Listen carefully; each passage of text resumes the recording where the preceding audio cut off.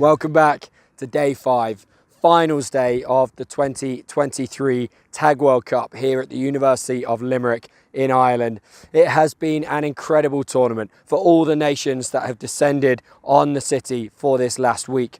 Enjoyed by everyone and played in wonderful spirits by all the countries, all the teams across the different categories. It has also been a tournament of historic success for Great Britain, and I'm pleased to be able to take you through the rundown of all of the finishing positions of our 8 teams over this week. We're going to start with men's 30s. They had an unbeaten start to the tournament. It was an incredible effort by them. Ultimately, though, they came unstuck in their bronze medal match this morning, losing to New Zealand Exiles.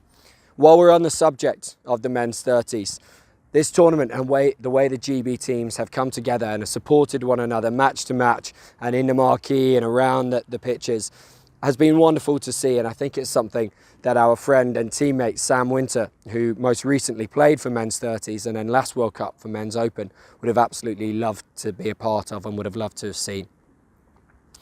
Mixed open next. They had a similar end result to men's 30s. They played a bronze medal match against Ireland this afternoon and they lost that one very narrowly. So they finished 4th, both men's 30s and mixed open finishing 4th. We now have 3 bronze medal winners from this World Cup. Women's 35s, they lost that drop-off match against Ireland in a semi-final last night, but they bounced back this morning in bright sunshine and chilly weather to beat Alliance and claim that bronze medal, the first medal of this campaign for Great Britain. That was followed up by men's 40s. They also came up against Alliance in their bronze medal match and had the same result, winning there. Men's Open, after all the who'll they play, who won't they play yesterday, they had a semi-final against Australia. It was an incredible display by the Men's Open boys, going toe-to-toe with one of the best tag teams in the world. They ultimately weren't able to take out the semi-final, but did bounce back and win the bronze against old rivals Ireland in their final match of the competition. 2 silver medals for Great Britain. The first of those came from mixed seniors. Like men's 30s and men's 40s, they'd had an incredible run to start the competition. They had lost last night to Ireland, which perhaps gave the Irish a bit of confidence going into their semi-final earlier today, but Great Britain thumped the Irish, there's no other way of putting it, before coming up against Australia in the final. They'd beaten Australia earlier in the competition, remember, but unfortunately today they weren't able to repeat that and did go down to the Aussies in that gold medal match. But silver for mixed seniors, as it was for women's open.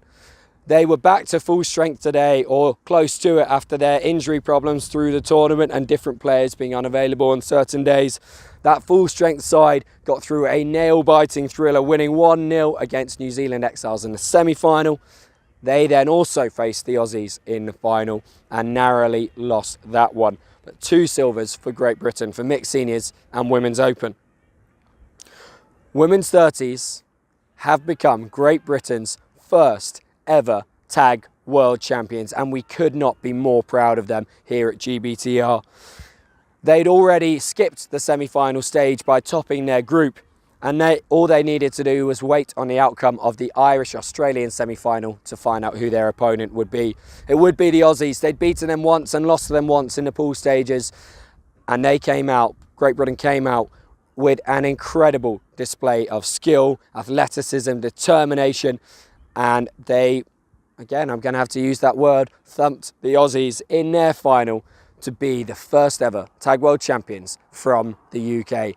After that match, we caught up with head coach Mark Ruffsedge and captain Phoebe Robbins to get their thoughts on what this historic success meant and how they had got there after bronze 5 years ago. Great Britain women's 30s were the first team to ever win a medal at a World Cup for GB as the women's 27s 5 years ago in Coffs Harbour.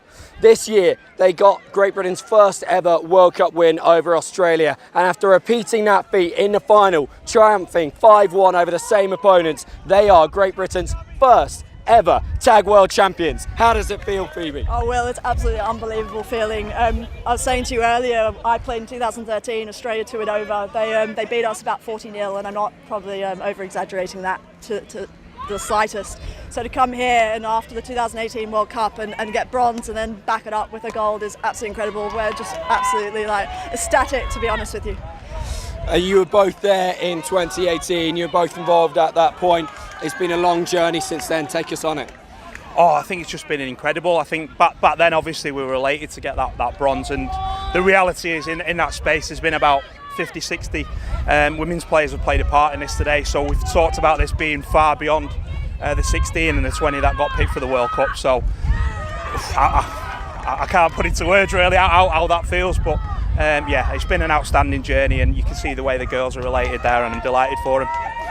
We've already had a bronze in the women's 35s, the women's open there in their final, so gold or silver on the way for them. All three women's teams getting the results at this World Cup. It's a historic day for women's tag, Phoebe. Yeah, hugely historic. I mean, I came over from Australia in 2012 and I've seen the women's game grow so significantly, particularly over the last couple of years, and I'm just so proud of everyone, from tri-tag to the players to people who take on coaching roles to push the development of the women's game, and look how successful we've been this World Cup. It's been fantastic, and there's a lot of people that deserve credit for it.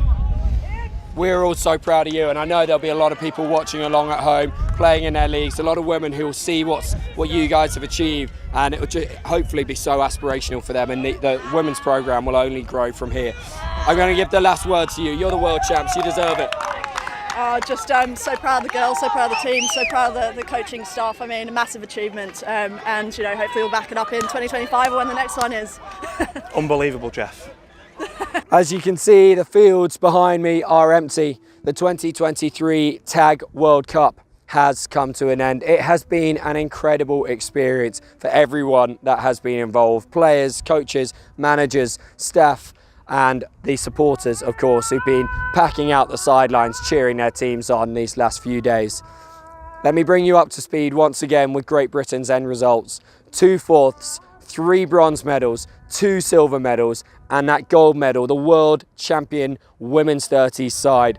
It has been unparalleled success for Great Britain at this World Cup, and we cannot wait to go again and scale even greater heights at the next Tag World Cup. We hope you will join us then, and for all the Great Britain matches and tournaments in the meantime. Thank you for joining us.